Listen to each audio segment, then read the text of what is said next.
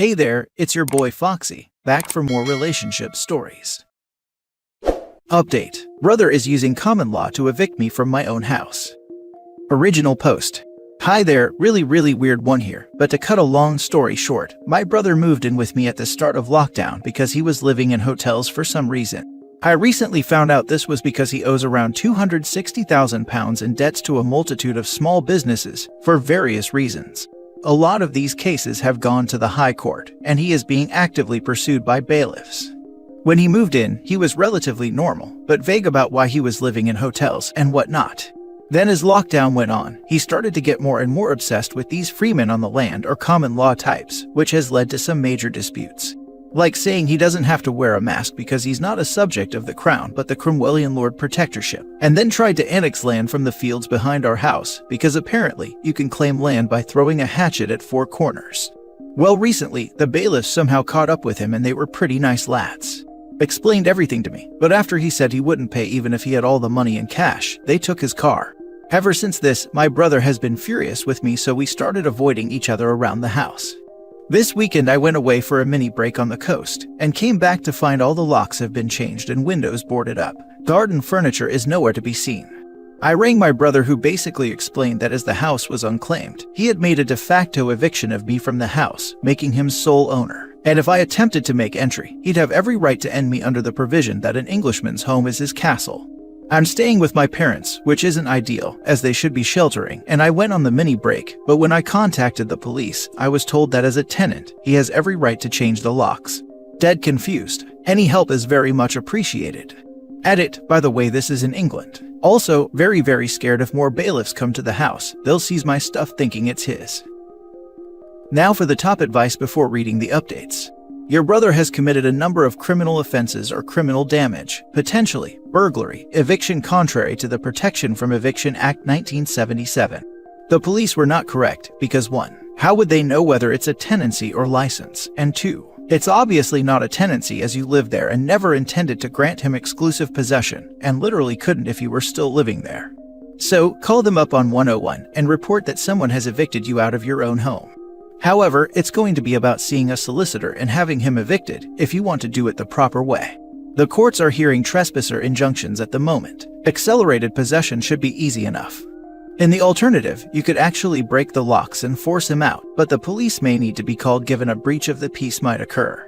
As you are a displaced residential occupier, you be entitled to use reasonable force to secure entry to the property, and he is an excluded occupier, so you can turf him out onto the street.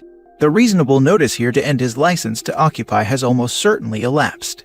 Ironically, this is the actual common law remedy of self-help. He can't not consent to that. Obviously, that presents practical difficulties, so it may be better to get the order and send the bailiffs round, and see how much they are amused by his common law nonsense. You would be entitled to damages, but obviously if he has £260,000 in debts, you're not going to get any money from him. Sorry to hear that your brother has ruined happy familial memories. Wow, okay, like I knew the eviction was bad, but didn't think that bad. Cheers, dude. And yeah, no idea what the police were saying. My dad knows a really good solicitor, so we'll contact him as soon as possible. And yeah, don't really care about the money, I just want him out of my house soon. The court route will take a couple of weeks. Obviously, he might try and trash the place in that time. I would still recommend doing that, rather than getting some big mates round to chuck him out if your brother has gone full nutjob. Is this typical behaviors for your brother, or does he have a history of mental health problems? Reading this, I'm wondering if his mental health is going downwards, which may be triggered by stress relating to his financial situation. I've worked in a psychiatric hospital, and it sounds similar to the things some of the patients used to talk about. He never had any of this growing up, but he left home at 19 and we never really heard much from him. He kind of appeared out of the blue back when COVID was still hitting China, and then initially he seemed weird and is he hiding something? Since. No sign of mental illness. Now for the first update. Just woke up to find something like 60 messages in my inbox. But wow, thanks for all the help, guys. You've all been amazing, and an especially huge shout out to a certain user. You deserve that gold, mate. Anyway, quick update. I'm speaking with solicitors about what I can do now, and how we can get rid of him. I rang 101 and police aren't exactly helping. They dragged their feet and said I'd need to go to court and whatnot. But yeah, solicitors have told me that this won't be too hard and he should be out soon. Once again, thanks for all the help. Now for the final update. Hello everyone. For those of you who have been following my little saga, got some great news. Back in the house, and otherwise everything's still here. Spent the whole day making sure.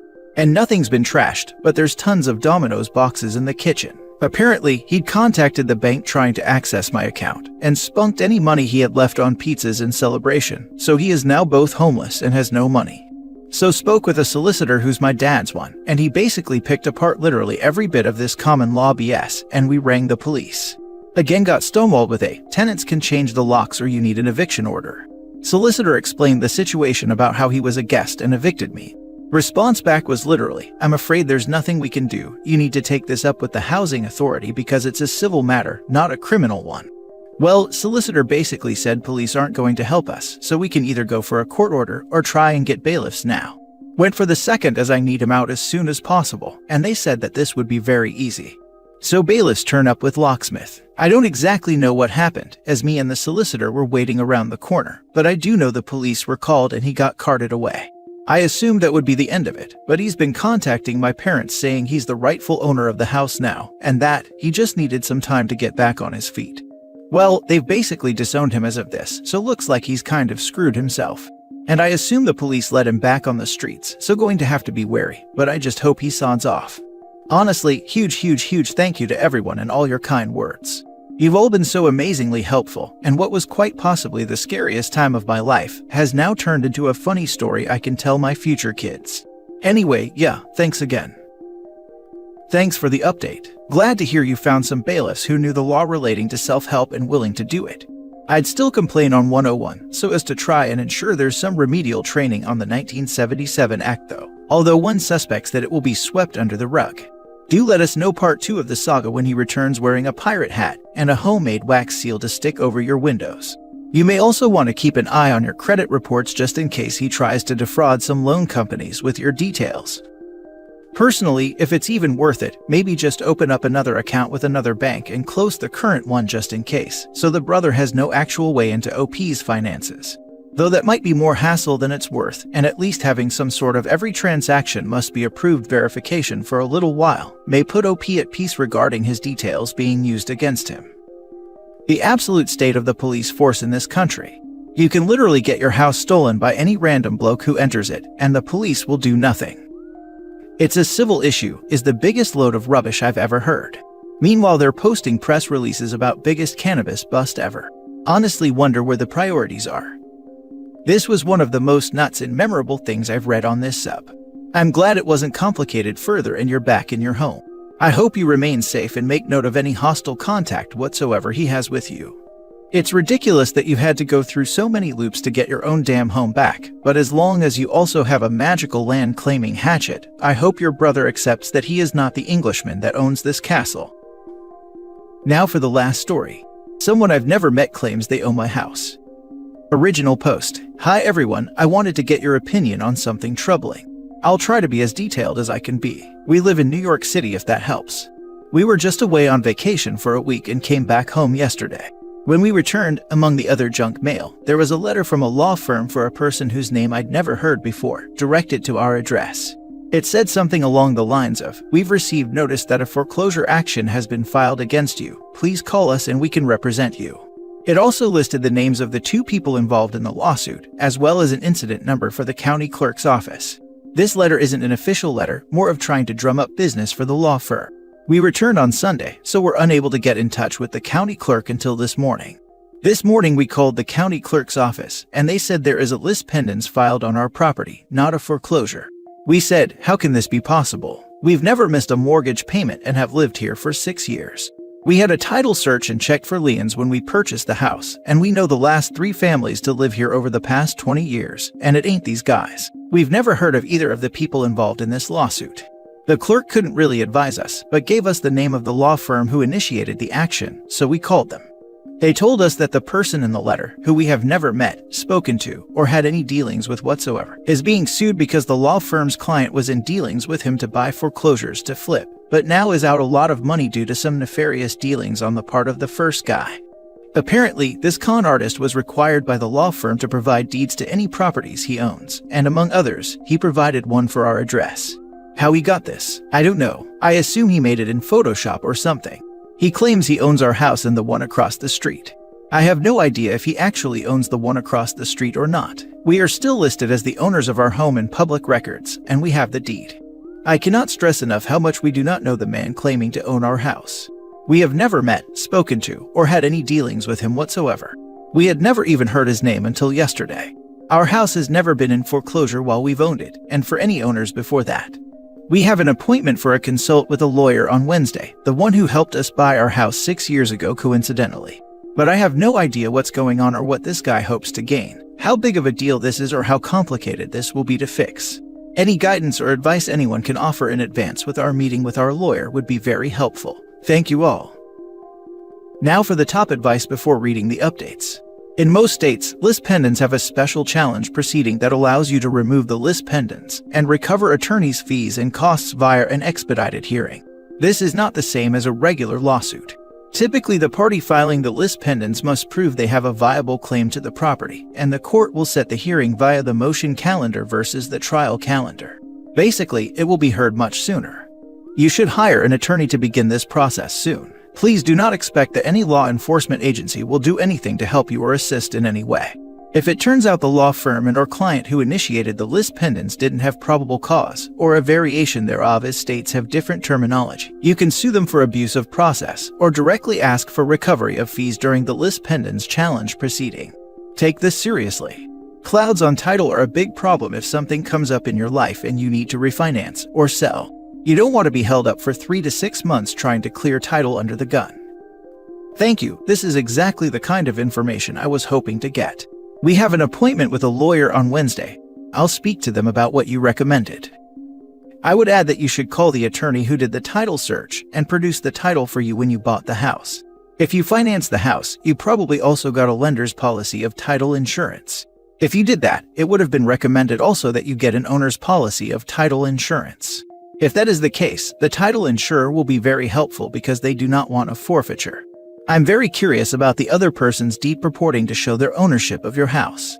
In my state, deeds are required to include a legal description which includes a very brief chain of title, usually say something like this. Being the same property conveyed to seller's name by deed dated. Date the sellers bought it, of record in deed book X, page Y in the office of the clerk of the county court. That would tell you where they supposedly acquired the deed, and you can do a simple title search relatively easily to see if it seems legitimate.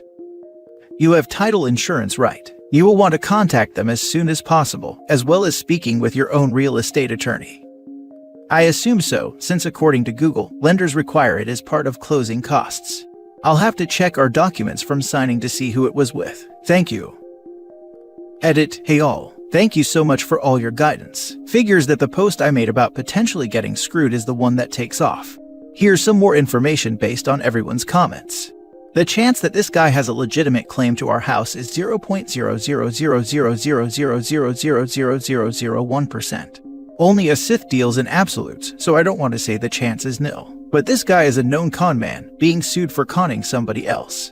I looked his name up online, and apparently, he keeps creating new real estate companies to fleece people out of money, then escapes into the night. He's done it at least 3 times that I can find, based off dismal reviews of his real estate companies. Unfortunately, I can't speak to the people across the street because that was a flip that hasn't been sold yet. He may or may not actually own it. I have no idea. At this point, we are not personally involved in this lawsuit. Our property is just associated with it. The con man hasn't made any attempts to acquire our property. He is just lying to the law firm suing him, saying he already bought it. Why? I don't know. The only thing I can think of is that he bought no properties with the money his business partner gave him, and is now desperately trying to cover himself with falsified documents. Why did he not think that he would be found out? That's just the way malignant narcissists work, I guess. I definitely look into our title insurance standing. I'm a worry ward, so if it was offered to us, I would have taken it. I'll definitely keep you all updated as we meet with our lawyer tomorrow and things progress. Thank you all so much. Keep being awesome, guys. First update. Hi everyone, I can't thank you enough for all your advice on my last post. Someone I've never met claims they own my house. This is the first update, and I'm hopeful there will just be one more after this, wrapping everything up so we can put this behind us. This is what has happened since my last post. After the initial letter from the law firm saying they can represent us, we started getting phone calls from other firms saying they'd been alerted to the lis pendens and could also represent us. We were not super happy with this and asked how they got our cell number. They said they subscribe to a service that alerts them when things like liens, foreclosures, and so on are filed on a property. We hung up. We looked at all our documents from the closing and confirmed that we do indeed have homeowner's title insurance. Yay. Our deed is a bargain and sale deed for those wondering. We also pulled all deed and mortgages and other documents for our property going back to 1972 online. The last action was when we bought our house. No documents have been filed since. I signed up on Acris to be alerted to any changes made to the property documents. Thank you for the commenter who suggested that. I also emailed the DA for my county, and their Economic Crimes Bureau had emailed me back to ask for my cell number to follow up with me. I gave it to him, but he hasn't called yet, so maybe that will be in the next and hopefully final update. My husband met with our lawyer this morning, and I asked him to speak about all the things that you all suggested in the last post. Prior to the meeting, our lawyer had reached out to the firm who filed the lis pendens and actually got a copy of the court transcript where the con man said he owns our property. According to the transcript, he claims he bought it in 2016. Our lawyer called their law firm and basically said, "Where is the deed?" They supposedly hemmed and hawed about it, so we're starting to think they don't have it, and never did. They may just be going off the words of a sleazeball who's like, "Yeah, I totally own that place. I even have a deed for it. No, you can't see it." It's possible that based off this alone, they filed against our property. In addition, it's not like this guy is saying he bought our house last week and the paperwork just hasn't been filed yet. He claims he bought it 3 years ago, and there is still no paperwork filed to attest to this fact. I was able to pull up all records for our home going back nearly 50 years in about 15 minutes online. Our lawyer does not like the way this other firm is handling this, and basically said to them, "You have no grounds for this. Take it off." The attorney handling this case at that law firm is out of the office today and tomorrow, but will be calling our lawyer back on Friday. I am hopeful that it will just be a matter of take the lis pendens off, and okay. I'll update again after the call between the lawyers. I told my husband the number one question is, where is the deed? When we initially spoke with them, they clearly said they had it in hand, which is part of the reason I was freaking out. I honestly just want to be done with this, so getting back at the suing law firm for gross negligence, or whatever term fits the issue, is of no interest to me at the moment. If they give us a hard time about removing the lis pendens, then we'll see. So far, my takeaway from this is that I would share with anyone going through something similar is that law firms are made up of people. And just like people can be good and smart and kind like all of you, they can also be dumb, shifty, and lazy, and not bother to do their due diligence, even though that's like 50% of why they exist in the first place. But I'm not bitter. Thank you all so much for your help. I'll update again as things progress and hopefully conclude. Now for the final update. So, it has been a while since my previous update, and I wish I could tell you all that it's because we were involved in a super exciting court battle, but the truth is much more annoying and banal, as life tends to be. As we left it in the last post a couple months ago, our lawyer called the law firm who submitted the action against our property and said, "You have no grounds for this, take it off." The paralegal he spoke to said the lawyer handling the case was out that day but would contact our lawyer soon. They did not. For weeks. Despite everyone bugging them, they were very disinterested in resolving the issue. Color me shocked. In the meantime, we're getting junk mail from law firms and mortgage management companies at least every 2 to 3 days, saying they can help us with this issue we don't have. The notices start to be addressed to us personally instead of this other random guy who said he owned our house. This displeases us. I start keeping a little pile of these letters next to the stairs with copies of our mortgage payments notices from the bank, just in case. This goes on for a while, long enough for my initial anxiety to fade into more of an A situation. Until yesterday. Our lawyer finally got a response to his email from July, where he outlines everything, and attached a preponderance of evidence showing we continue to own our house, and their response is, and I quote, "We will remove the action. Period. No good afternoon, no sincerely. We will remove the action." A shard of an email after weeks of worry. So with a whimper, we got what we wanted. Obviously, we will continue to monitor everything until they actually do what they said they will, but it is a load off my mind. I wish I had something more exciting to tell you, but it seems in the legal world, exciting equals bad. Thank you all for your concern, your advice, and your upvotes. I hope that if any of you face a similar situation, that reading this can help you figure out how to resolve it.